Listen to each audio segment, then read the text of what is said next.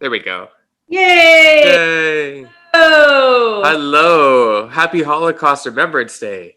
I know. I'm like, should we say Happy Holocaust Remembrance Day? It's just, I guess in terms of the ancestors that survived and that were able to bring us into the world, so I think it depends on what way you look at it, right?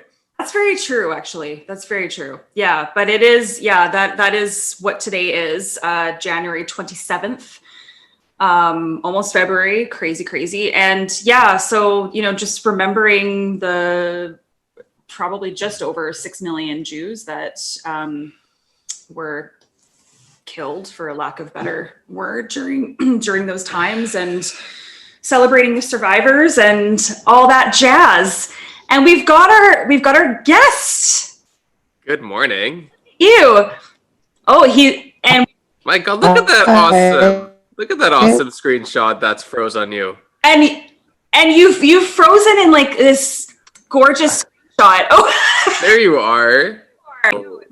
We've got- Makes us. sorry, I was gonna say we've got a lot of like bizarre things in common, and then we keep finding out more and more, which is funny. We've been friends for a few years now, but yeah. Anyway, We're also Jewquarians, so we're Jewish and Aquarians, and our birthdays are a day apart, which are like next week. Oh my God, that's so funny. Oh, I know. Yeah, I find things about my best friend all the time. Like, I've known her for like 16, 17 years now, and we're like twin flames, and we just found out the other day that we're both born at the exact same time on our, like, she's born on July 13th, and I'm born on December 1st. And yeah, we're born at the exact same time on our birthdays. I was like, that's wild. That's awesome. That's crazy. So, okay, we didn't, it was kind of like a weird morning that we didn't even get to do an actual introduction to you yet. So, Hero, do you want to take it away? Oh gosh, you're frozen again, but like. You know how to give good face. I mean, we know that for sure, but my God, look at your screenshot being frozen, man. That's great. Let me try to turn it off and let on. me just turn my Wi-Fi off completely. We'll see you in a sec. Sure. So while Matty is arranging their Wi-Fi, I wanted to have Matty on the show because I'm a huge fan of people that are of diverse backgrounds and changing the way in the lens of how we identify our society, how we identify the world as human beings in this current landscape. And Matty, I'm guessing, Matty, for most people, unless if they knew you in your community, my first exposure to you was through Canada's Drag Race and observing you on the show and learning about your story. And what really struck out to me was not just about your performance in the craft of being a drag artist, but also just your sincerity and transparency. And as Rachel and myself dug further into learning about your story and about your coming out story and about how you identify as, we were very curious and wanted to learn more about who you are kind of behind the mask in the way that we talk about our other guests as well. And learn about like from the very beginning of how you came to be who you are and the evolution of how you came to where you are now. And Rachel, add to that, please. Yeah, well, I was just going to say, like, I mean, we find that what we love to do on this show is just have people on that can talk a little bit, what Hero just said, a little bit more beyond the kind of flashy exterior that most people will see or they do see. And especially like we've had a couple of reality TV show guests on now.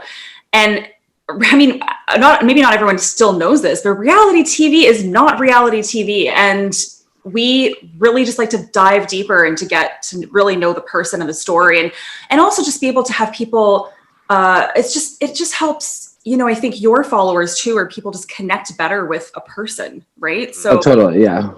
Yeah. So, and I love seeing you as Matty right now, that's, yeah. And it's, I had to shave my beard today because I have to do drag. Oh, really? I know. I haven't grown my beard this long, and like since I've been an adult, like since I could grow a beard, I've never had my beard this long. It's crazy. Your beard is absolutely beautiful. I know it's getting a little out of control though. So and my fiance is like, okay, I think it's time for the beard to go. Yeah, I get it. Well, mine just looks like pubes on my face. Yours actually looks classy and fine. So you got a secret going with your hair. And I just have. I don't know how. No, just kidding. Just have one long Whisker. You curl it every morning. I do. She dyes it and pimps it too. Mm-hmm. Is this better, by the way? I use my Perfect. I turned off my my Shaw internet. I'm just using my phone internet. Oh, well, thank you for adapting so easily. Yes, it's. Oh no, it's fine. It reminds me. I keep forgetting to call Shaw and be like, hey, like, is there anything you could do? Like, what's up? Yeah. This is Shaw after this. Yeah. Absolutely. You guys can do a sponsorship with each other on an Instagram. We can boost our followings and also slam Shaw at the same time. Yeah. Oh, I wanted to ask. I always try not to swear on podcasts, but is it like super taboo if I do? No, we encourage as much as much uncensorship and candidness and unscriptedness as possible. So as long as you're cool with it, with whoever might be watching this after, please let your mouth fly. Yeah. Well, my family and all my followers know I have a very potty mouth. I don't know where it came from, but. Oh, I do too. I do too. I don't even notice it. I'm like, I realized on the show I say fuck a lot. Oh gosh, yeah. Oh, and fuck is like saying like blanket to me. Like it's like such it's so easy, simple term and whatever. I mean, I say way worse stuff. So please, it's your stage in a sense, without being on stage, but it's your platform. Yeah, totally. Yeah. Oh yeah. So I mean, feel free to do your own introduction as well and add to what we said. Introduce yourself, I guess, for a lack of better. Yeah, are we recording now? Yes. We are. Okay, hi. I was like, I just shocked that you guys got me like up and showered and got my hair done with coffee in my hand before 9 a.m. I'm impressed. I'm impressed. I'm barely there, so I'm very impressed. I was in bed at 8:30 and I was like, see, you and I are twins, because I always wake up like 20 minutes before recording, and Rachel's like, how do you look so much like this? I'm like, well, I usually I got up at 8, but then like I'm like rolling out of my bed to like 8:30, like, yes, come on, you could do it, like how like trying to swing myself out of bed. Yes, for sure.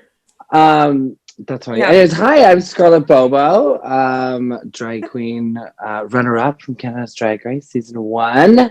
Woohoo! How exciting! I lost. Oh my God. Boo. Come on. Scarlett knows going to say boo, boo, boo, boo, boo. Oh, man. Oh, no. Man. Scarlett BoBo made a boo-boo. Right, exactly. So, yeah. So, of course, and as you said, for sure, your drag persona is by the name of Scarlett BoBo. And I know on the show, for those that have seen Canada's Drag Race, that if they watch the actual season, that you do open up a little bit about your story and kind of where you come from and the origin of Scarlett BoBo as well. And so would you be open to sharing a little bit about how that all came about, and also how that we can maybe start with that, and then we can kind of trail back to like your childhood and any parts of your past that you're comfortable sharing about as well. Cool. Yeah, my drag name came from Bobo is my family name, and so Jeanette Bobo is my kind of started all the Bobos together in Ottawa, and Tenora, who is Conrad, sorry, who is Tenora Bobo, is my drag mother, and so I always was gonna get the name Bobo from her, and then Scarlett was kind of just like I was sitting on the toilet getting my face done, and I wasn't going to the bathroom. I was just sitting there. Yeah, we have a very tight family. Yeah, we just we were going through different names and stuff like that, and someone said Scarlett. I was like, Scarlett BoBo, and I was like, oh, that sounds like, sexy but funny, and and I started off. I was such a passable woman, I guess. Like I was what I thought I was. I had like lip gloss and some mascara on. It was a pretty, not so pretty sight, I should say. How old were you at that point when you created? 17. So still developing, still maturing, still figuring a lot. Yeah. Still sneaking into the club underage. Absolutely. Yeah. And this was in Ottawa? Yeah. I was born and raised in Ottawa. Born and raised in Ottawa. Okay. Yeah. Yeah, and then it was fun though because then I would start to go to the bar and I would go in drag to go do my number. And then no, I wouldn't have to bring my ID with my fake ID. I think my fake ID, his name was Grant. It didn't look anything like me. It was like 5 feet taller than me. Like, like they're Wow. probably like, sure. But then they would all recognize me in drag, so that I would just like go to the club, go do my number, take my face off, and then be like, "Oh, hey, it's me, Scarlett."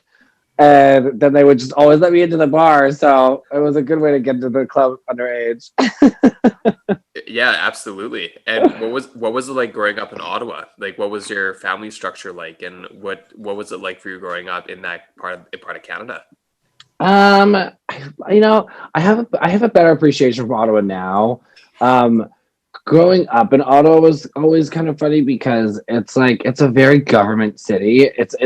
Unless you work for the government or you are in school, like if you're in university, it's like there's not really much to do. Like the whole city kind of shuts down at 5. You know what I mean?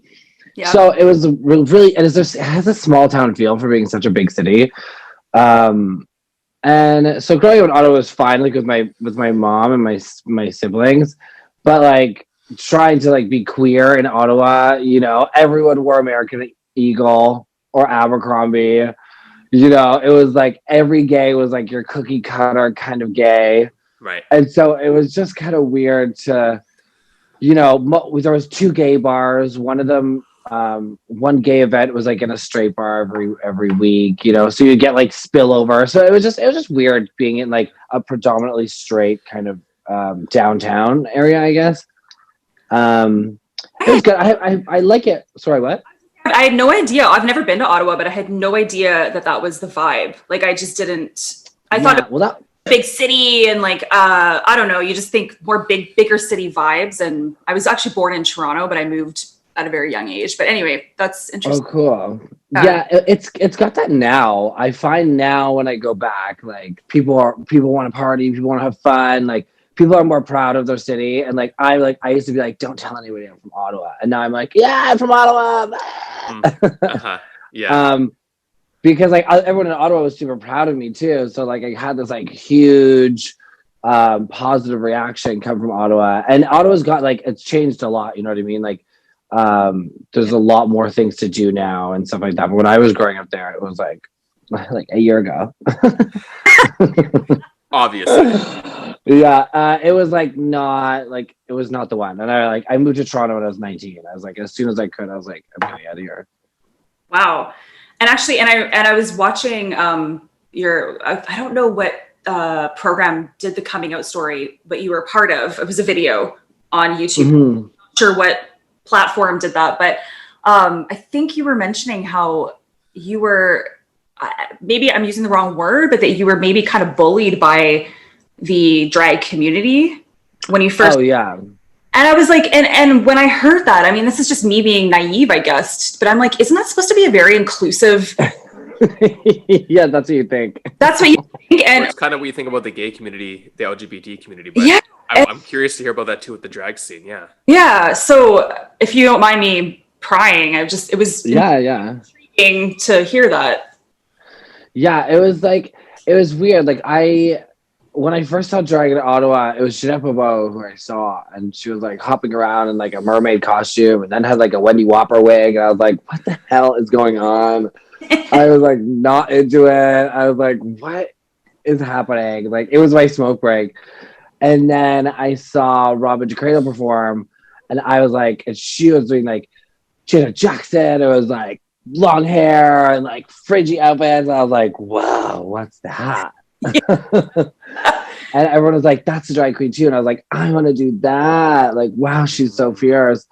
Yeah. And so then I was busted, but like I would come out, like I would like dance the house down. I was like super excited to be on stage, and I don't know what it was. I don't know if it was intimidating. I don't know if it was because like I was having like a ton of fun, but yeah, a lot of the drag queens in Ottawa were not having me and would like bring me on and make fun of me while they're bringing me on and try to get in my head. And then when I went to Toronto, they're like, "Oh, girl, why are you moving to Toronto? Like, you're never gonna be anything. Like, you're not gonna make it." And then I moved to Toronto, and the same thing happened in Toronto.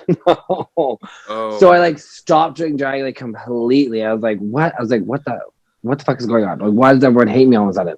Yeah. And then I started working at Zelda's, which was a drag bar, and they had like a staff night where everyone in the staff had to do drag. And someone from Ottawa was working there too, and they're like, Scarlett does drag, and I was like, shut up. And I was like, don't tell. And then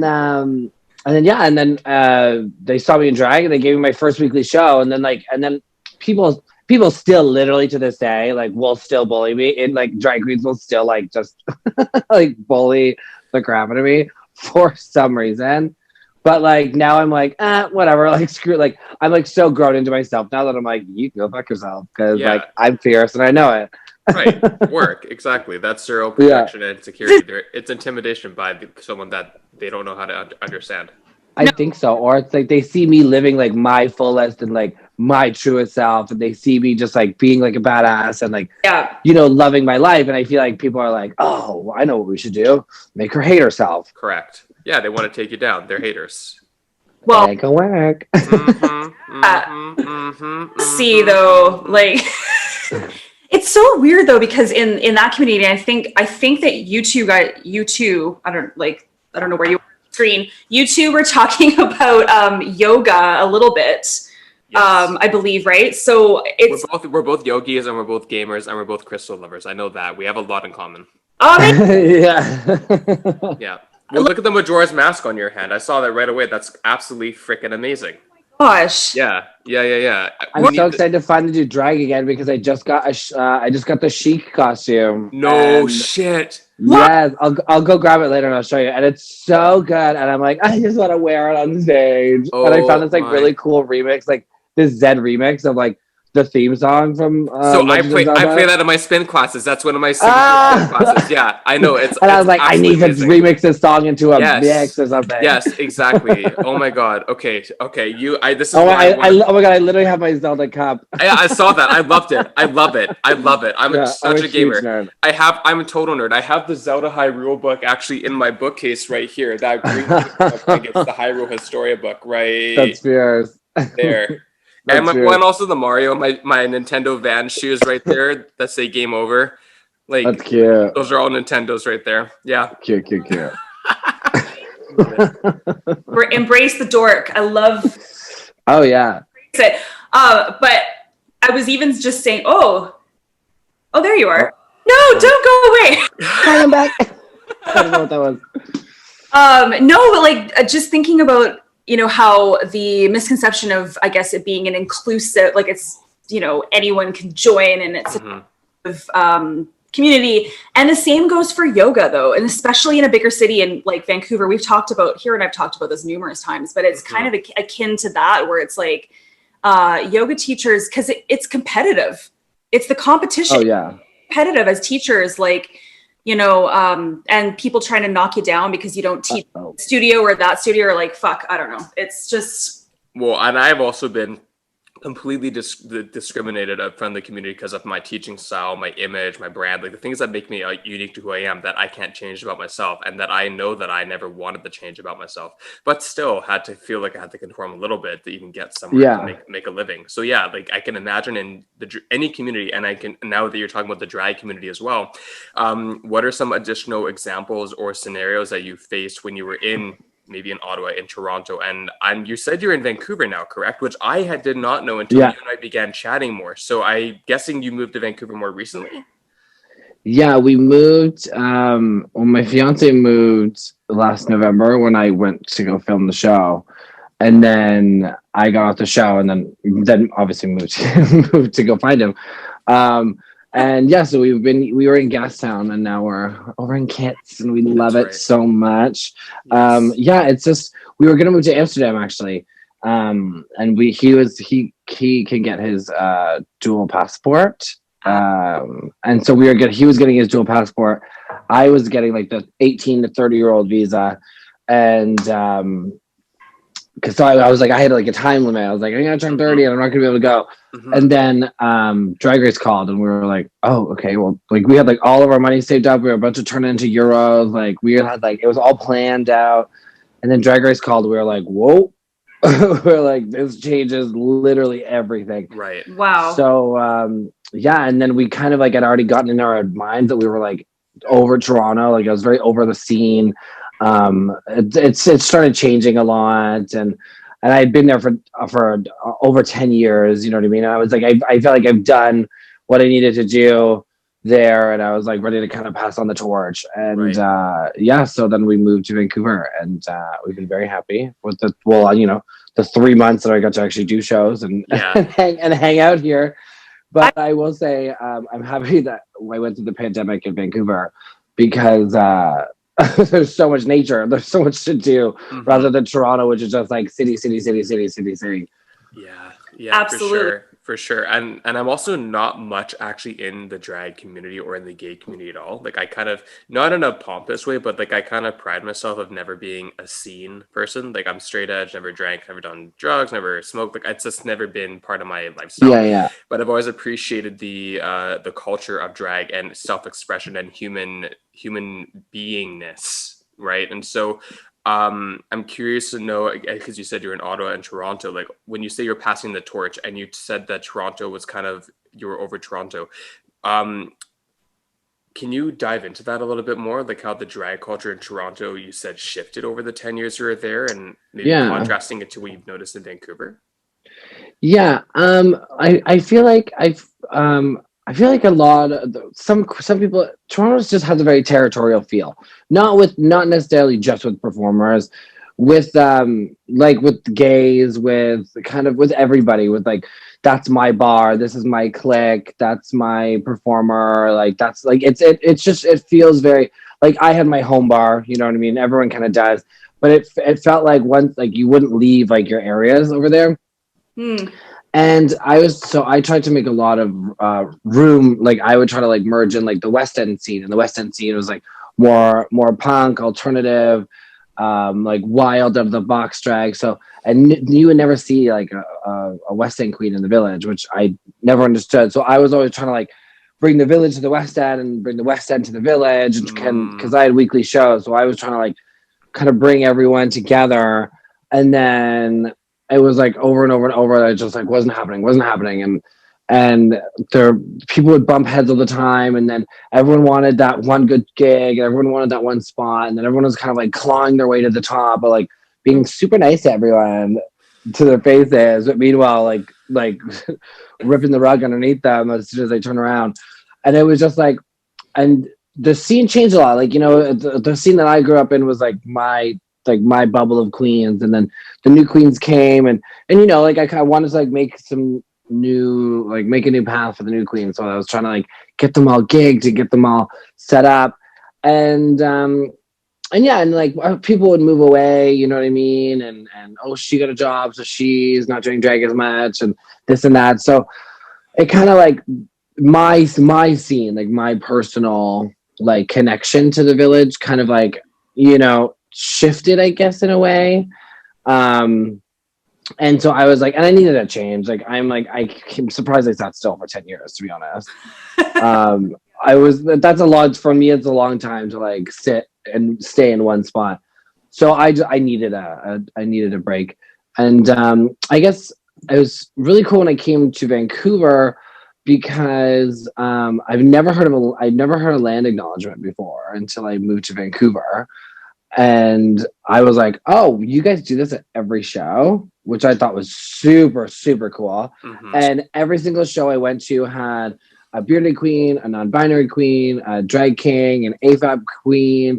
You know what I mean? Like they had kings, queen, like they had, it didn't matter if you were at Junction or Pump Jack or 1181, or if you were down on Commercial Drive, you know what I mean? Yeah. Every single show had like just artists and creators and creative people, and I was like, what? I'm like, this is literally what I've been trying to do for 6 years in Toronto, is like merge all these really cool creative people together. And then I came here and I was like, wait, it just like happens like that here? And I was like, oh my god. So I find in Toronto, like we call it marathon drag, right?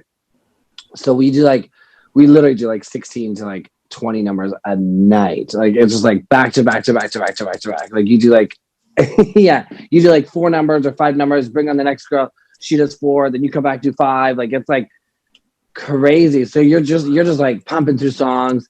And here it's like 1, maybe 2 numbers a night. And so you can like really put all of your focus into that one number and like make that one number like really cool and special. So I felt like the performance art is like much, much more important and much like it's just more visible in Vancouver, which I think is super, super fierce. And it sounds like more, I've used this word like a million times. Like it's more inclusive too. It's like they want to give people chances maybe here. Yeah. More friends. Yeah. Like even like the really popular girls here, like everyone's very open. Everyone's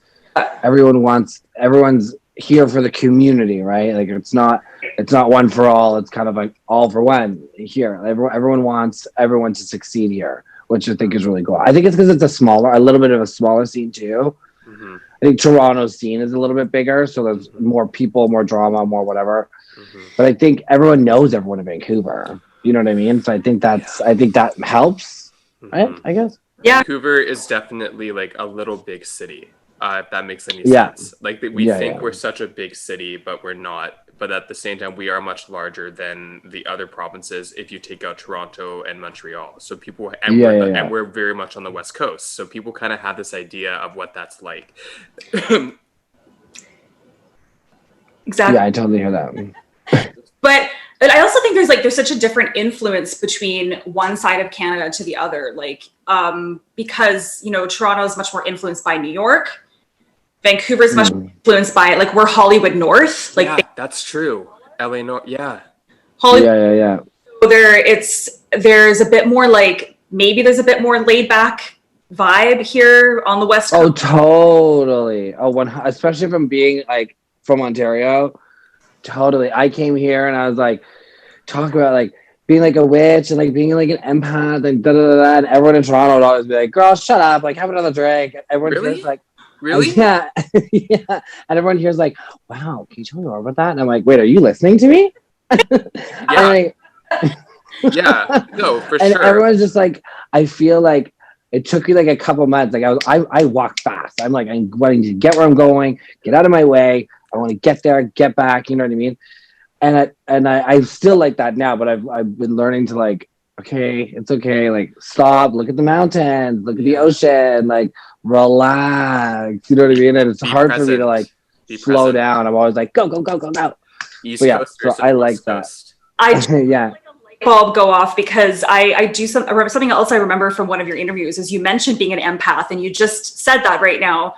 And we are I'll speak for myself. I'm definitely a fucking empath.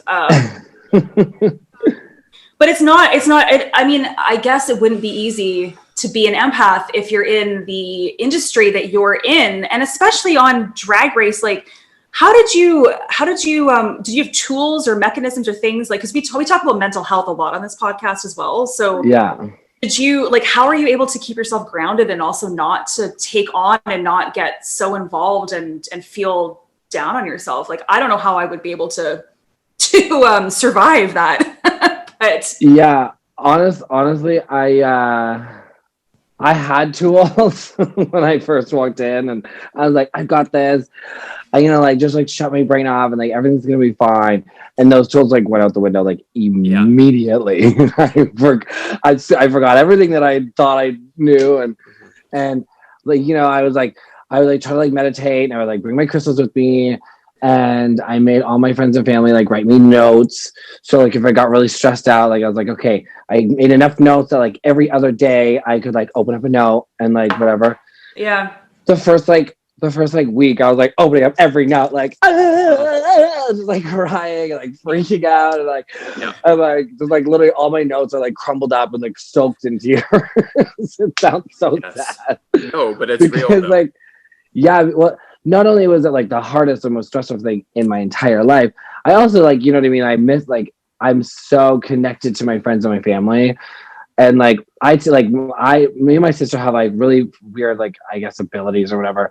My sister can like project her emotions out on other people if she's like feeling like she feels uncomfortable or whatever. Like she can kind of like mood swing everybody, and I like take in everyone's emotions. So I like there's been times when I need like people's emotions and like and positive energy to like thrive, and so then lock me in a room by myself. Yeah. You know what I mean? Yeah, And you're then in a sequestered. I'm like, I was like, oh my god, like licking the door. You know what I mean? Like I was like, I was losing it. Like No I kidding. honestly was just fucking losing it. And No. then, Yeah. so I smoked a lot more weed because it's like I'm an avid cannabis smoker. I love smoking weed because I have crazy anxiety and it just makes me feel happy. No, it's great work. We totally embrace that. So Yeah. I would definitely like smoke weed so I could like kind of like get myself like into like a calm mode where I would just like sit down and like focus on like what I need to focus on. And my drag Jeanette Bobo had just recently passed away like a month before. Yes, I remember that. And I swear like I would like hear like clicks and clacks in the kitchen and I'd be in my bedroom and I'd be like, what's going on? Like a light would flicker and I'd be like, okay, I'm like, what's going on? And I was like, are you here? Like, you know, like, let me know you're here. And like, there'd be like a tap in the living room and I'd be like, wow. okay, like I swear, I just got a tattoo. I heard tattooed on me and I swear, I was like, I knew she was there. And so it kind of was like, I was just like, kind of trying to get myself like, just calm down, like, you know, focus. This like, and I would just take it day by day. You know what I mean? I knew Jeanette was around me. So I was always very like, in tune to like my feelings and like what she was like doing, like why she was here, you know what I mean? Yeah. And I kind of just I really had to like relearn everything and I just had to focus and take it day by day. You know what I mean? Like I was like, I couldn't think of like next week or 3 days from now. I was like, you got through today, tomorrow is tomorrow. Like, and every day got harder and harder to like get up. Like I'd be in my bed and I'd be like, get up, get up, get up. Like, and just like focus on getting up. And I'd be like, okay, go to the bathroom, brush your teeth, get in the shower. You know what I mean? Like kind of like had to like make things like so simple for myself. One mindfully. Yeah. Yeah, because like it's so weird. Like you don't think you need anybody and you don't think that like, you know, I need you, I need my dog or my fiance or my mom to help me get up in the morning. But like it's so weird when you have nobody and there's all these strangers around you being like, hey, I'm so and so, I'm gonna be taking you over here, and you're like, so I just kind of had to be like, get up, do this, and now do this, now do this, and like literally every time they said I was safe, I would just be like, okay, you're here for another 2 days, go home, go to bed, like you know what I mean, get up the next day. What's gonna happen tomorrow? We don't know, but you're gonna do it anyways. It was like I would have to like talk to myself all the time and just be like, you're good, you're good, you're good, you're good, you're good, you're good. And especially like, you know, Juicebox goes home first. And Juicebox is my fucking buddy. You know, she's my like, I've known her for 9 years. And I was like, I was like, oh my God, no, you're not supposed to go home. Like I need you here. You know, so it was one mind fuck and one thing after another, you know what I mean? Yeah, and I'm curious because again, I had said this again in a previous episode. My only exposure to being on a reality production is being on First Dates Canada, so that's nothing remotely the same. On what? Sorry, First Dates, the franchise First Dates. Oh, really? I was on the first season of the Canadian version, and so cool. So like I got an idea of that. I've always wanted to be on a reality show, and I guess now Rachel and I have our own in a different way. But my point being is that I was like, oh my God, I got on the show, right? And so I got to see on a small way like how that works, but it's a single take production, right? Whereas you're on an actual full-on series production. So I'm curious to know, because I don't know if you have NDAs or like, you know, after 1 year of the show production, like all that stuff. So you might not be able to share certain things, but if you are, I'd be curious within your landscape and within your confidentiality contract, if you have one, what was it like in the in process, and then as you were kind of talking about being in the production itself, and then because you made it to the end of the show, what was that like? Can you talk us through that a little bit, whatever you're comfortable sharing and what you're permitted to share? I don't even know what I'm allowed to share and what I'm not allowed to share. I should probably brush up my NDA. I don't remember much. I guess like pre-production, like I just like, I didn't sleep a lick. I went through my like putting together my package so fast. I was like, what do I do? You know what I mean? You have this like limited window of like get together like all your runways and all your wigs, all your shoes, all your this or your that. I remember my friend Helena Poison would like sleep over at my house for like days just to like help me like get me up in the morning. Okay, we have to go here. We have to go here. We've got to drive. One quick question, just before you continue on to that sequence. How were you found? How did you, the show, how were you found to get on the show? Did you audition or were you found? Oh yeah. You had to audition. Yeah. I remember when they had the casting for it. Yeah. Yeah. So casting for season 2 is actually out right now, which is crazy. Oh my God. Yes. Yeah. Yeah. So it's like a multi-step kind of casting program or casting ladder, I guess. Yeah. I don't really know what you call it. Process. Process. Yeah. That one. Which is really great. It definitely tested me, on how fast and efficient you need to get things done. It was a nice test because then you have a short period of time to get everything done when you get cast on the show. That's right. So it was a nice test because I was already kind of like in that like go mode. But yeah, so it was crazy. It was like, and even I remember walking in the workroom for the first time, I like completely blacked out. I was like, unless they showed me walking in, I could not tell you like what happened at all. Like I was so excited and I was so nervous. I was like literally like crying like right before I went, and I was like, oh my God, I can't believe this is happening. And I could like hear like Juice and Priyanka already in there, and I was like, oh my God, this is real. I was just losing it. But it was really cool because I love behind the scenes stuff. So I love that I got to like see the camera people and see the judges. Like I got to see how things work, like how things work, like every day, like the miking and the this, that, like, I just going through everything and seeing how things work and how things are put together, and being a fan of the show, obviously, for so many years, being like, oh my God, wow, like the runway, like, is that long? And like, oh my God, like you need a whole day to do this. Like it's so cool to see everything being pieced together. Yeah. And so what I wanted to ask was, again, you kind of talk about that, and then in terms of every segment of the show, because that's how reality shows produce. It's like they have segments. We do this on this day, this on that day, this takes this long. It's a formula. What was it like for you as a cast? Because obviously you knew some of each other from your own community. You were sequestered in hotel rooms, I'm assuming, because that's pretty standard. You were on ice unless if you were mic'd, things like that, I'm guessing. So like, what was it like in terms of like, okay, how much of it was so-called, maybe not scripted, but how much of it was directed in terms of this is your mark, this is where you go, this is how you walk, this is how you enter. We take 3 hours to do this. You don't get you get to ask these questions. You get to talk to these people. Yes, you talk to the judges, or only the judges might address you. Like, was there any of that in place, or was it very kind of loose and kind of more authentic in that way? It was pretty authentic, to be honest. Like, get ready by this time. You have this much time to get ready. Okay. You know what I mean? Most things was like for fairness, because there's so many people who are all competing for like the same goal. So most things were like, you have this much time to get ready. Too bad if you're not done. You know what I mean? We all get the same time kind of thing. And like, so like no one will get like an advantage, I guess. And like especially like the runway and stuff, like they would give us pep talks right before we got on the runway, because it's very terrifying.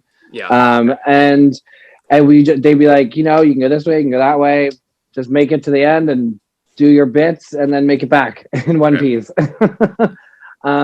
So it was pretty loose. It was pretty good.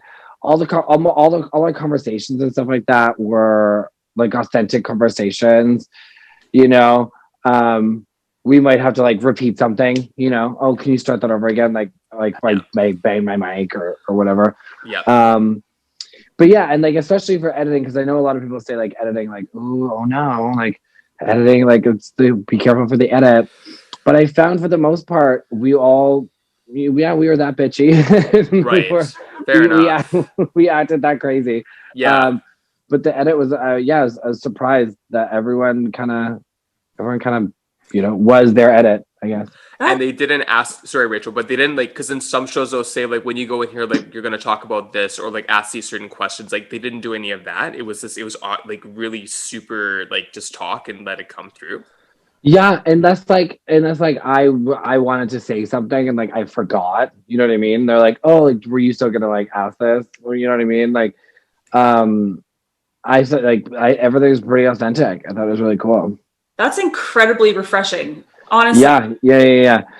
The amount of I mean, just poor Jay, I keep bringing up his name over and over again, but Jay Rodriguez, who is the original OG Queer Eye guy, is the culture guy. So we had him on, and just like thinking of reality the way it was, even that was a long time ago now, but like fuck, like the way that they were represented, or the way he felt he was wrongly represented or made fun of, and blah blah blah, like all the behind the scenes.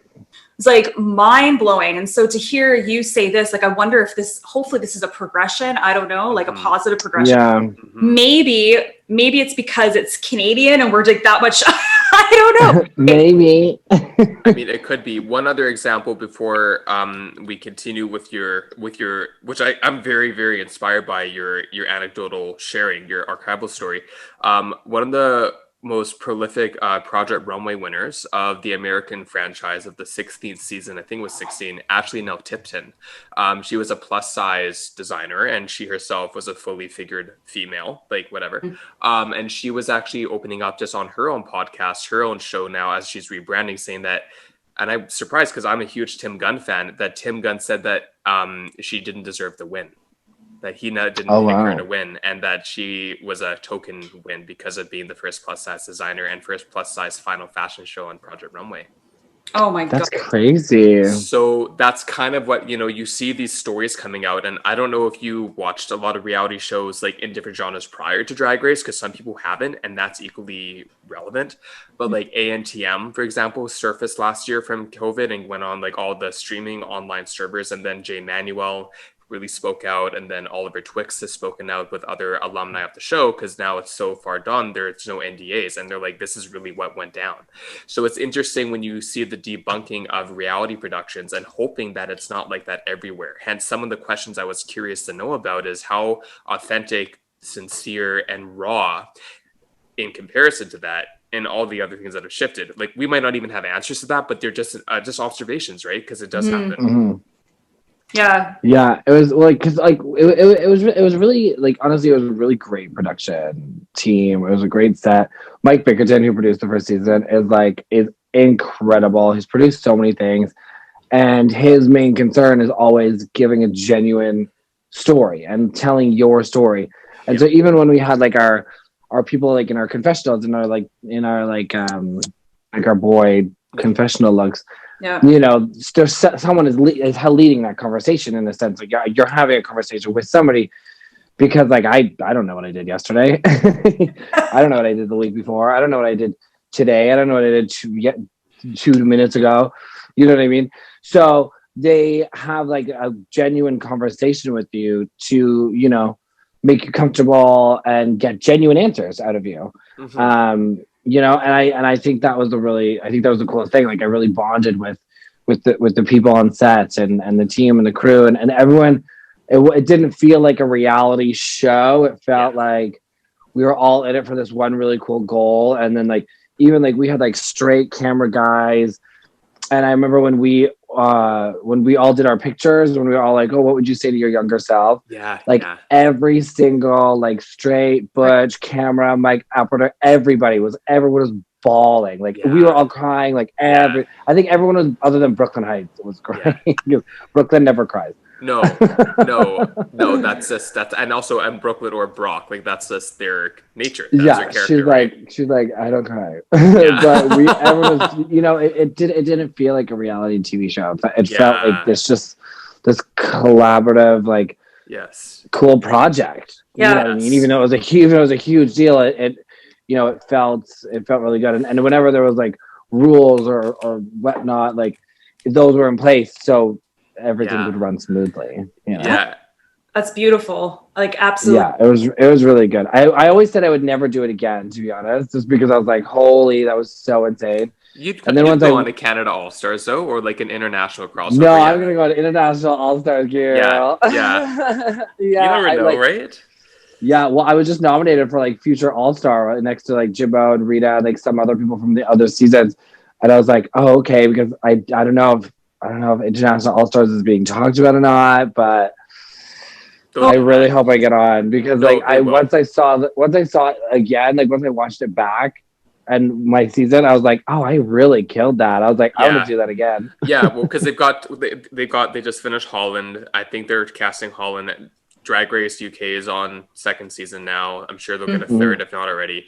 They're gonna have 5 or 6 different countries, and then maybe they'll kind of fuck everyone over, bring in 2 international queens that are known in their demographic, but they're not necessarily from Drag Race alumni, right? Like you never know what they might plot. Yeah. Speaking of like, and kind of fast forward to today. Got a frog in my throat. Excuse me. Fast forward to today. Just curious about, because you were saying that you did some performances just before kind of the lockdown that we've had. So how is this changing? Because you said that you're being to shave because you are you doing it virtually, or what are you about? Yeah. Today, oh sorry, I just want to see. Sorry, I just want to see if I have my little guy just died. I was going to plug him in really quick. Yeah, of course. No problem. Oh. I think both Hero and I are like, what are we, phlegmy this morning? Yeah, I'm definitely phlegmy from the dryness and stuff. And I'm thinking, oh, it's so dry. And I mean, not in a joking way. I'm like, do I have COVID? Like, should I go get a test? I'm like, no, you don't. You're just tired, and your body is breaking down, and you have a bit of a sore lymph node. But there's nothing beyond that. It's just fatigue. That's it, and the weather changing. Oh, tell me about it. Like, it's just like, just calm your brakes, pump your brakes. Well, even like, because yesterday I went for a 5 kilometer, like I said, a 5 kilometer hike in the snow by myself with poles, and thank fucking God I had the poles. Like and I'm trying to push myself because I'm not, like, my husband is really outdoorsy, and I get intimidated hiking with him because he's just like a little, is he there? Hold on. I don't too military for me sometimes. So I went by myself yesterday, but yeah, being outside in the really, because I live in the Okanagan, Matty. So oh, cool. I've been there once. It's years ago. Were you in Kelowna, or I'm just guessing because it's Okanagan Valley, I think. Is that what it's called, or is that's too general? A little too general, but that's okay. It's I don't. We went camp. It was like 7 years ago. We went camping in like the mountains, like at like the base of this cute little mountain, and then we were like 20 minutes from like a little town, and we would like by all the wineries. There's a few areas with lots of wineries, but you got the gist of like the landscape. Yeah. Like, yeah. But anyway, it's so much more dry up here than down on the coast. So the same thing here last night. I was like, why is I have to drink so much water? Like, we're all just fucking freaked out from COVID. So anyway, yeah. So no, it's for that question again. I was just curious about what's happening now. Like, what's the progression of like things opening up, or is there any talk about, like, I just miss live everything, and I'm sure I'm just preaching to the choir, but I feel for all of you stage performers. I feel for you. Like, it's devastating. I don't know. So what are you lined up, or what do you do? Yeah, it's driving me totally crazy. I was doing like the Instagram lives and like kind of like live events, and I've stopped really doing the Instagram live events just because I need that. Like, I need people. I can't just like read a screen and like performing in my living room like by myself. For my phone screen, it would just like really like make me totally crazy. And so I stopped doing that, and I've been working on just like photo shoots and stuff, trying to up my Instagram game. By November, December, I was like, I'm not doing anything. Like, I just got so upset about everything. I was so upset with the world, and I was like, I'm not doing anything. I'm not doing it. I'm not going to do this. I'm not going to do that. I'm not going to put on drag. And then now I'm like, okay, like I'm going to start doing those TikToks or whatever you want to call them. Yes. So it's frustrating because like I just feel like now, like when I get into drag, like there's no point. Yeah. So, but it's like, it's still my craft, it's still my art, and I still need to like, it's still my job. I still need to, put out that content and,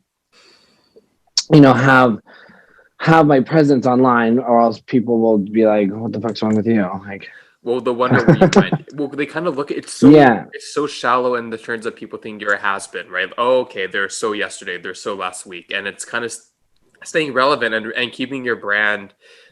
Yeah, well, yeah, we're brands, right? So it's keeping your brand and your public image current and people engaging with you, even if you're not performing, right? And as a drag persona, if that's fair to call that, or as a drag artist, performance artist, that's kind of what your job entails. You're a model, a spokesperson, a role model, an activist if you wish to be one, and then you have your stage. It's kind of like we had Jasmine Parkin on last weekend from Mother, and she's a keyboardist, and she was saying like a lot of people making revenue now come from live performances, not from downloads, not from songs, even though it can come from that. A lot of it's visibility. So your main bread and butter is your live performances, and as queens, you make a lot of tips, I can imagine, and people tipping you, and that's a lot of payout if you get the right audience, right?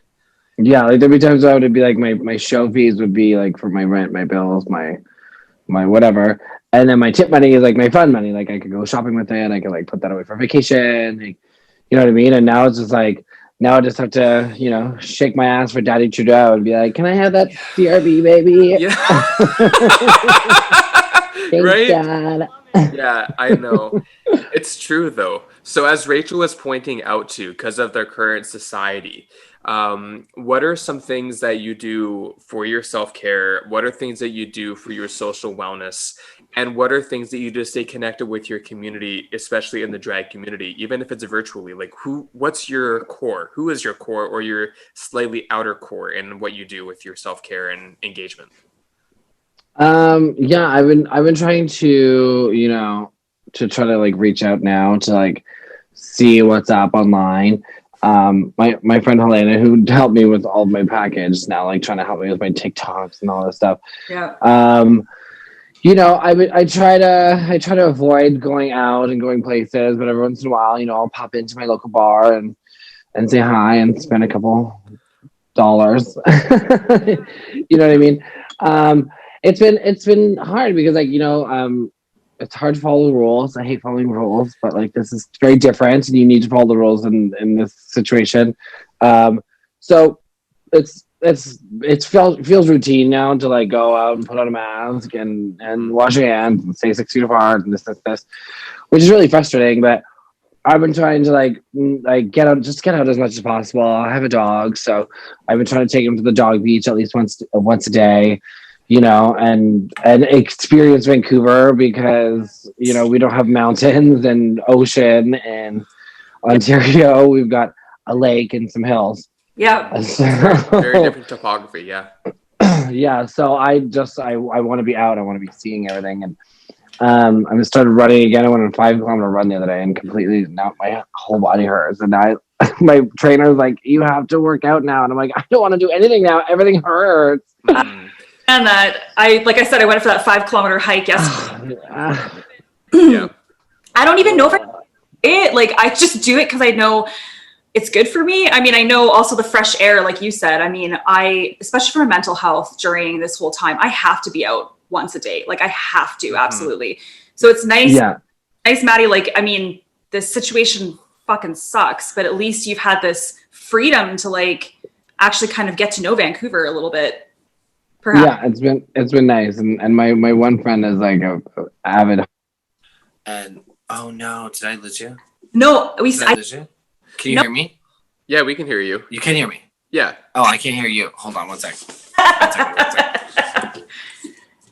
I like the old school chair. Right. It's exactly the kind of chair you do chair yoga with, and like chair therapeutics with the open back. It reminds me of like an old schoolhouse. Yes, exactly.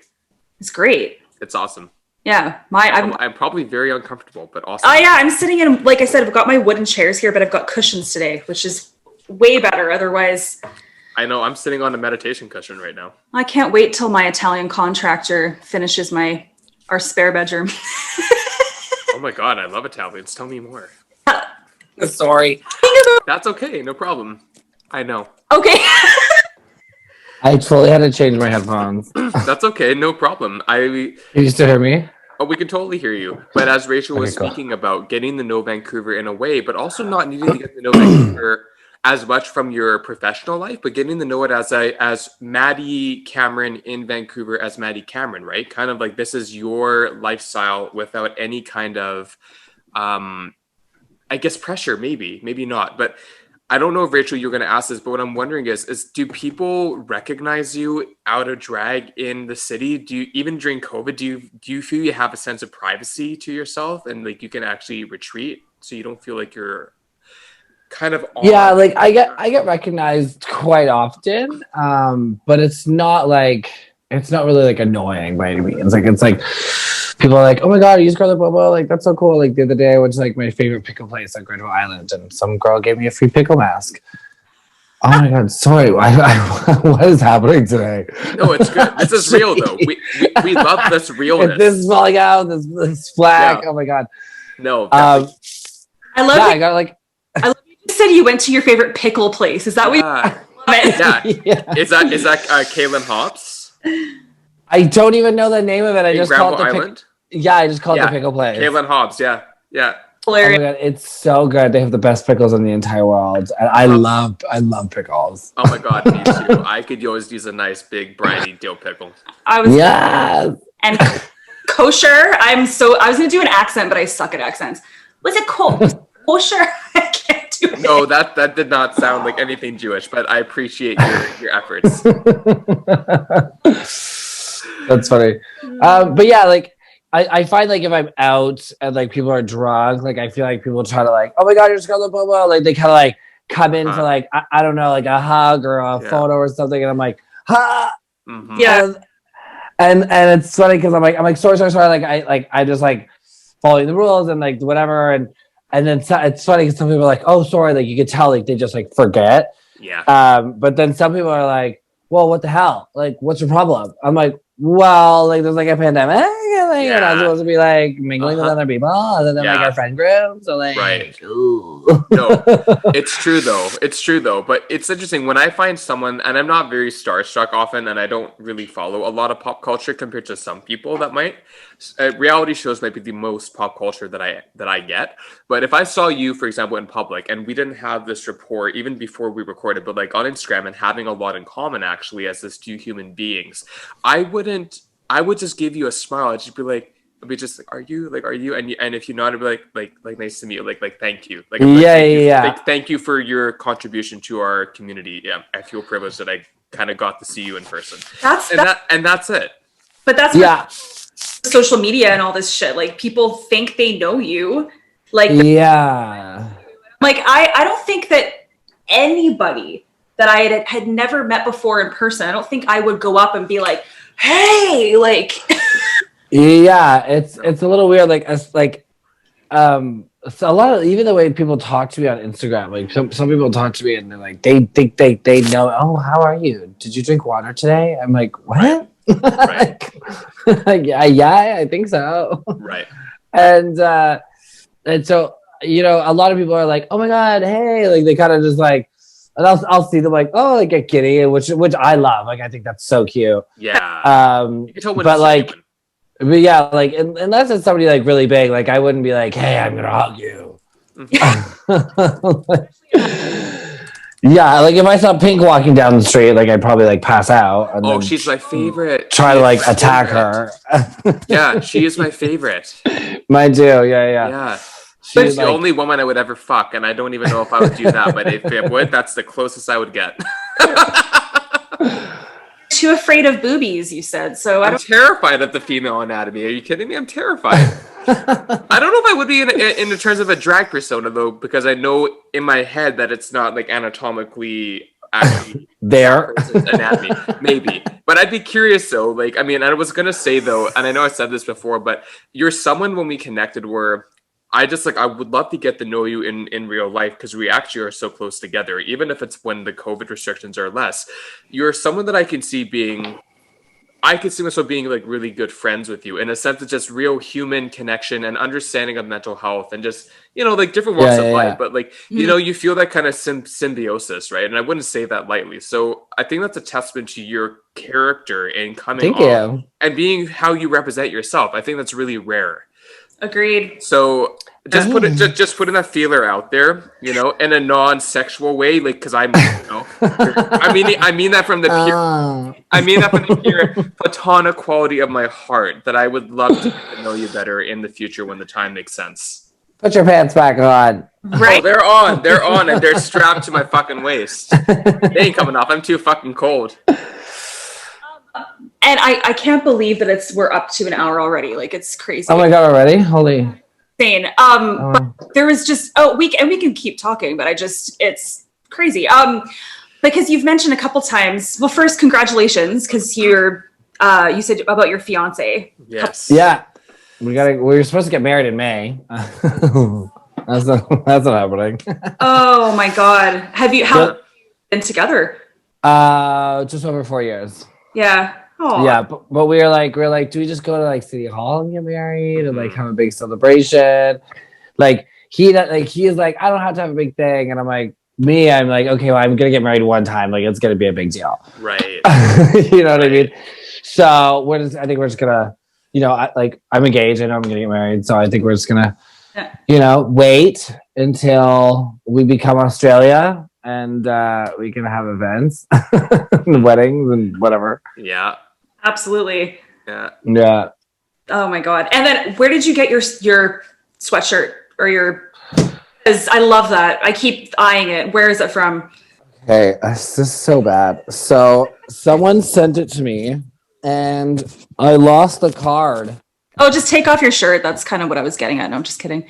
And it's just one of those like mayor sweatshirts. Yeah. So I think if you just search local lover, you'll find it. But someone sent me this in a mask and they had a card with it. And I was in the middle of moving and I was like, oh, I have to like take a picture and post this. And I totally forgot. And everyone always asks me about it because it's really nice. It's like thick lettering and it's like really soft shirt. I love it. Yeah. I would just put in like local lover on Instagram, and I'm pretty sure that's them. And the V, I'm assuming the V is Vancouver, right? Is that why it's in red? I think so. I would think so. I think so. I would think so. I don't think it means vagina, and if it does, then that's fine too. You never know. Yeah. Let's go with that answer. Love that. Door number 1. Exactly. How can we service you today? That's too funny. One thing that Rachel and myself wanted to inquire about, and this is something that Rachel mentioned, you were mentioning about identifying as non-binary. Is that accurate? Yeah. Would you be willing to communicate or open up about that a little bit and how that came about? Yeah, it was weird. Like when I was younger, I fully thought, like when I started doing drag, rather, like when I was like 17, I would always go to my mom and be like, am I transgender? Like, am I going to be a woman? And my mom was like, well, I don't know. Like, how do you feel? Because I'd feel so good in drag. And it was like a completely different feeling that I felt like not in drag. And my mom was like, no, I think well, it's up to you. But she's like, I think maybe you just like really love like being on stage and like, the whole like complete like illusion. And I've never fit in a box. Like I've always been kind of like into everything. And some days I have nails on and some days I don't. And some days I wear full face of makeup as a boy and sometimes I don't. And sometimes I want to wear a dress. And you know what I mean? And I've never, but growing up queer, there was never like, I call myself queer. I always call myself queer because that used to be like how I was made fun of in high school. And so I was like, well, I am queer. That's like the coolest thing about me. And there was never a word for like what I was feeling until like non-binary, and you know what I mean? And I'm not going to say like it became trendy, but like I think a lot of people at the same time were like, oh, like what is this term, I guess, that I can identify as now? And like it was like something that I feel like a lot of people all of a sudden were like discovered and was like, oh wait, like there's name for what I'm feeling, I guess. Yeah. And I kind of like just thought about it, and it wasn't really for anybody. It was kind of just like, you know, like a lot of people, it's like, I don't mind about the he or they or she, you know what I mean? I literally was just kind of happy, kind of coming to the end of the road and being like, oh, like this is something that I really identify with, and I haven't felt close to something that I identify with until this. And then I was like, oh, this really sounds like me, I guess. Mm-hmm. I love that, you know, finally people are able to, well, it's so weird because there's such a polarizing thing happening in the world right now, as we all know. It's like, you can be yourself, you can be authentic. There's more people that are being vulnerable than ever right now, more than I can ever remember, especially, and again, just bringing it back to mental health, because we talk about that a lot, but like in that sense. But then there's like all the fucking, and I didn't want to say the word Trump, but all of that shit going on. And then all the anti-Semitism, all the you know, all that fucking crap. And it's like, because like all the cool people are realizing they can be their authentic selves, but also all like the racist and crazy people are like, hey, we can too. Right. But it's like, like, yeah, it's so wrong. But like, yes, we're telling you, yes, you can be your authentic selves, but like, just don't be a shitty racist asshole. don't cause harm to yourself and others. Yeah, or the society like, we live in. Yeah, the shitty people are like, we can be racist and post it all over Facebook now. It's like, oh, that's not what we meant. No, exactly. Yeah. Anyway, sure. it's yikes. It is yikes. No. Yikes. Big yikes. I'm so happy that you've come on the show, and I'm so happy that you've been willing to share. Yeah, thanks for having me. This is so fun. Oh, good. We'd love to have you back because it's just been such an easy, breezy conversation. These are the kind of conversations we live for. So thank you for putting some joie de vivre in our steps today. Right, exactly. Oh, look at that. Oh, and sorry, and speaking of joie de vivre, your single, because there's French in the, I was singing that this morning, like. Qu'est-ce que what? So that's available on Spotify, right? Yeah, I got my, I have my re-release album of BoBo Sexuality, my first album that I had, oh my God, it was like 6 years ago now, holy. Oh my God. That's crazy. And yeah, my 3 singles off my upcoming album are out on Spotify, Google Play, Apple Music, all that fun stuff. Go download my music. Yeah, absolutely. I definitely look forward to that. What I also wanted to ask you as well is not like our final question, but kind of in that direction. Do you have any words of insight or wisdom for those that are applying to be on any reality show and potentially a future season of Drag Race? Yeah, well, especially right now, season 2 of Canada's Drag Race is in its casting period. For anyone that's having like self-doubt or whatever, I just say do it. Do it, even if you're not prepared for it, do it. Like, get your name out there. Just like, don't think about it and do it, because it was the craziest, wildest experience I've ever had in my whole life, and I would do it all over again if I had the chance. Oh yeah, like it's what every drag queen and drag king and performer dreams of. You know what I mean? Like this is the hierarchy. This is the top of the hill. You know what I mean? Like this is what we work for. Mm-hmm. So yeah, just stop being a little bitch and do it. Yeah, well said. And also, I was going to ask you, because you didn't really lip sync a lot for your life, but when you did lip sync for your life in that environment, what was that like? I'm assuming they actually played the music and had the licensing, right? It wasn't like even when you did your runway walk, like they played the music, right? It wasn't as if you had to interpret the music in your head and then walk down silent, right? Oh, no. No, I wouldn't have known what I had to do if I didn't hear the music. Yeah. Yeah, I think the one thing I regret is not lip syncing as much as I did on the season, but at the same time, it was really iconic that I didn't lip sync until the very end. Right. It was crazy. That was definitely another like blackout moment. I thought I was over in the corner when I took my dress off, but I was kind of in the middle. Like, I don't I don't really remember much. I was as soon as the lights went down and changed colors, and like I heard that do do do do, and I heard all the girls screaming in the back. I was just like, I kind of just like went into like go mode. Like I felt like a robot. I was just like, we're doing this. Like here we go. Mm-hmm. Yeah. You were in survival mode like the whole time. Yeah. I think my body put me in was like a full sink or swim moment like the whole time. Well, and that's what they do though, right? And so that's part of how they get you. They want to manipulate you in a sense of getting you into them. They want to provoke you to be able to perform really and to react. That's this part of production. And then another. Well, I would have never been able to like sew an outfit if I didn't have the pressure of do it or you're going home. Yeah, no kidding. Right? You know what I mean? Like I like every day I was like, oh my God, I've got to learn these lines. Oh my God, I've got to sew this costume. I'm like, well, I have to do it or I'm not going to be here. Like, it was kind of like, like that pressure that the show puts on you was the reason why I succeeded so well, I think. Absolutely. Mm-hmm. And what would you like to plug? I kind of funny that RuPaul talks about that a lot. But what do you want to plug for your viewers, your listeners, your audience, your community? Absolutely anything.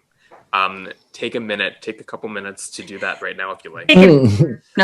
Okay, see you next week. Yeah. Well, you can follow me on all of my social media channels on Snapchat, Spotify. I don't know, Snapchat, Twitter, Instagram, TikTok at It's Scarlett BoBo. You can check out my YouTube channel. I'm going to be starting to upload a video once a week on my YouTube channel. Check out my new singles. And hopefully you'll see me live at a show very soon. I'm going to be in Australia in June, which is very exciting. Wow, really? Yeah, and I was like, because my 2 UK tours got canceled, or postponed. Mm-hmm. So far, Australia seems like we're okay because they're like partying clubs. We just have to quarantine. Right. So I'm very excited to do that, and I'm probably just going to end up staying there for like ever until Canada gets their shit together. Yeah.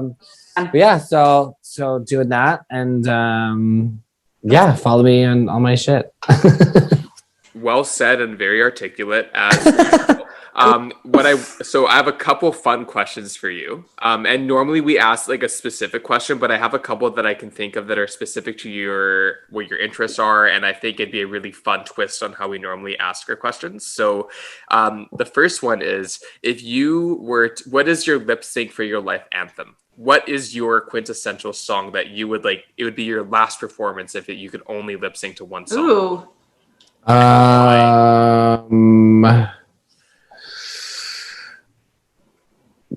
That's hard. That's so hard. I would have to say like Raise Your Glass by Pink. Yes. And anything by Pink. Like I've seen Pink like 18 times in concert. I'm like a huge Pink fan. Same. My absolute favorite. Absolutely. Yeah. So I think that's just like a good anthem, and I love Pink. So probably that. Yeah.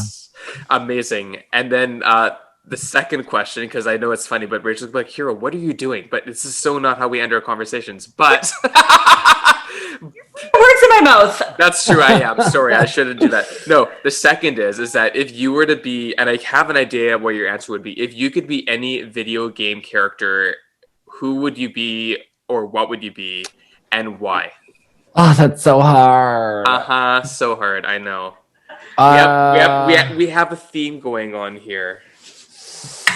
I think it would have to be Link, because Link is like so badass, or I would have to be a Pokemon trainer of some sort. I would fully be a gym leader, but I would love to be in the world of Pokemon. Yeah. Oh my god, yes, absolutely. God, you're like my brother from another mother. I'm telling you right now, this is so fucking awesome. I love it. I just beat my final gym. I started playing Pokemon again. Yes. So in which game? In which franchise? Shield, because I got Shield as well. I got Sword and Shield, and I was like, I know I'm going to play both these eventually. So it's been like a year, so I'm like, we're playing it now. I played it for like 60 hours when I got my Switch back in the summer last year, and it's I love it. So kudos to you. I have to finish Zelda too, actually, because so embarrassingly enough, I haven't even finished Breath of the Wild because I have separation anxiety with my video games and my TV shows. Yeah. So like, I won't finish something because I know it's ending because I don't want it to end. That's how I felt too when I was younger too. Oh my god. Yeah. So like Breath of the Wild, I have the expansion pack for it now, and now that like the second Breath of the Wild is like confirmed, I'm like, okay, so now I can like emotionally handle finishing this game because I know there's gonna be another one. What happens when you put two gamers together with a Y? You get this. It's like Rachel's like, I don't know what you're talking about. Hey, hold on.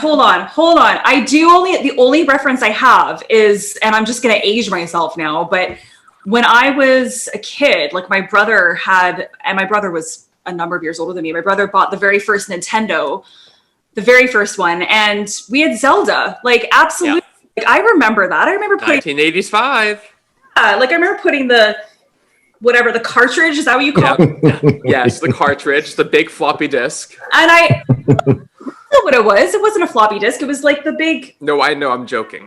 Okay. And I think what did we have? Like Duck Hunt. Yes. That's because I think because Maddie, I think you and I, if I'm not mistaken, we're around the same age, late 20s, early 30s.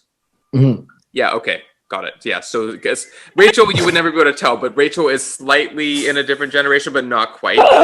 I don't know what you're talking about. I have no idea what you're talking about. It's not a secret at all. I mean, we talk about another joint birthday happening next Monday, February 1st. Woo woo! Join us, Maddie.